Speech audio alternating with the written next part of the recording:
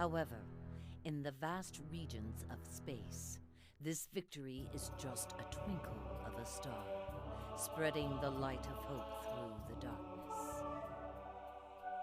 Hi everyone, Tyler here. I've actually been playing through the entirety of Metroid Prime 3 and Hunters for the first time. Never got to finish them. I always thought they were a little gimmicky and never heard that many great things about them, and I played them a bit myself, but never finished them, you know? But enough about that. I kind of wanted to talk your ear off about them. Or at least one little aspect that no one really talks about. Their companion pieces. You see, Prime 3 seemingly took a lot of design elements from Metroid Prime Hunters, and it got me thinking about an old video I did. Remember when I said, how do they continue the series? Honestly requires its own video, but it's worth bringing up here when I talk about Prime 4. How do they continue the series?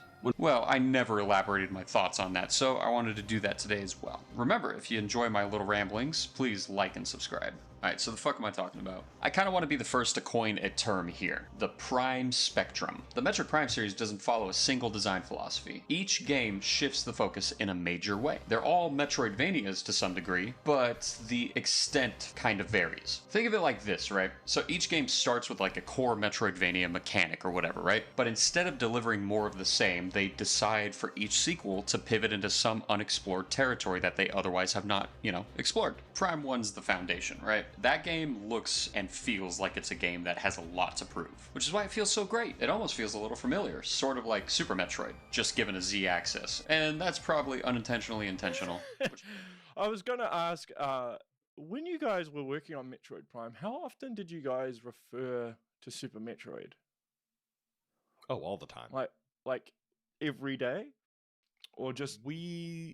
Well, I mean, we saw ourselves as kind of a sequel to Super Metroid, or almost sort of between, not really a sequel, but almost like a remake, like a 3D imagining of Super. Which means Metroid Prime now has an entry for classic Metroid. It's the classic Metroid formula, it's just given a Z-axis. Metroid Prime was definitely a hit, so that comes with a sequel. And oh my god, this one is very hard to track down. You see, they had a cultural shift in the company. Metroid Prime 2 also had a rush development, and they also had they were juggling a concept for a 1.5. It's a mess. But hey, that's game dev for you, right? And honestly, even watching a lot of interviews, they aren't even sure what they were really inspired by. But dude, I'm telling you, with every fiber in my being, with my whole soul, I wholeheartedly believe that this game was inspired by survival elements from Resident Evil 2 and 3. Now, make no mistake, any fan will tell you that Metroid has always had its roots in horror. It was inspired by the Alien films. But a lot of those elements are felt here in this game, Metroid Prime 2 echoes. You have a lot of key points like the ammo counter, the darker story, the darker themes. Admittedly, this one might be a bit of a reach, but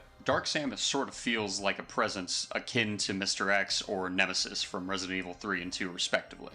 Now we get into the gimmick era, the main reason I wanted to make this video in the first place, Metroid Prime Hunters to Metroid Prime 3, the companion pieces. So I mentioned before that I only recently started playing Metroid Prime Hunters alongside Metroid Prime 3. And Hunters is pretty great. If you didn't know, it's not even made by Retro, it's made by Nintendo themselves or Nintendo software technology. Honestly, their philosophy on the series was not too dissimilar to how Retro would view the games. They built with the hardware in mind, which is yeah, no shit, that's a no-brainer right there, but they kind of made it adamant. That was Retro's whole thing. And make no mistake, Metroid Prime Hunters is the exact same thing.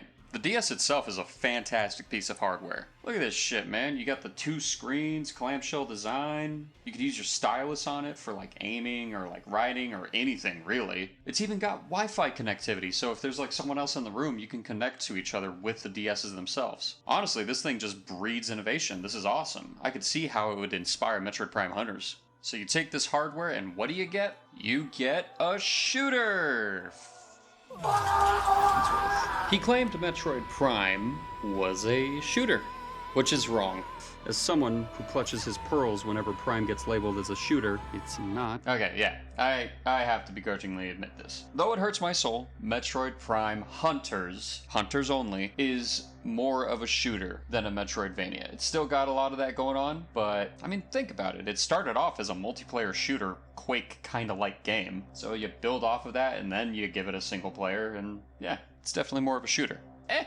Honestly, I don't mind it. We've had some of the coolest bosses in this game alone. And sure, yeah, you're just fighting other bots, the bots that they already programmed for the multiplayer mode, but that's still so cool. It makes the hunters and the arenas that they have, which are probably just repurposed multiplayer maps, just feel so cool, and it's so unique for the series. Honestly, one of my key takeaways that I got from Hunters is how much it feels like the blueprint for Metroid Prime 3. And honestly, I would have never realized this if I was not playing them both together. You see, I never really had the chance to play them. I was a dumb fucking kid and I thought First Hunt was the actual game. I just thought it was like a special edition that I had. So whenever I would see Metroid Prime Hunters, I'd go, nah, I'm not gonna get it. I already have the game. And for Metroid Prime 3, I never owned it, and I only got to play it at friends' houses or when I was renting it. So, yeah. Which brings me to Metroid Prime 3. I'll be honest, I kind of had my mind shattered with this one. I wholeheartedly believed it was going to be like a shooter going into it. You know, similar to Metroid Prime Hunters. And it's not really there. I mean, don't get me wrong, it still has a lot of shooting in it, but it's more built like an on-rail shooter. You see, a lot of these bosses and enemies, they're built like shooting puzzles. You have to shoot specific points to kind of get them to keel over. Kind of like your classic Zelda design or an arcade rail shooter where it's like, oh, hit this specific point. It's pretty neat. It far exceeded my expectations of how they would implement the motion control gimmick. And I do say gimmick. That's kind of Metroid Prime 3's shtick. It sort of serves as a tech demo for the motion controls. You're playing Metroid Prime 3 and you're thinking to yourself, oh, you could do that with the Wiimote. That's pretty cool. You're playing Metroid Prime Hunters and you're thinking, oh, you could do that with the DS. That's pretty cool. You see why I mentioned that they're companion pieces? Honestly, the only difference between Hunters and 3, among others, is you can't lock on in Metroid Prime Hunters. It's the only Metroid Prime game where you can't lock on. But with the best aiming controls in the series, you don't need to. However, for both of these games, you do hunt down other hunters. You have better aiming controls. You also get to fly your ship and go to different planets. Both these games, two different pieces of hardware. Very, very similar, but achieving different things. Hunters wanted to be a really good shooter, and Prime 3 wanted to be a Metroid Prime game where you are in control. They really wanted to emphasize that. And that kind of juxtaposes with the game nicely, especially with its themes and stuff about corruption. You're being taken over and losing your own control. But you, the player, you're the one who shoots. You're the one who points. You are the one in control. So, I don't know. I think it's cool. Maybe it's unintentional.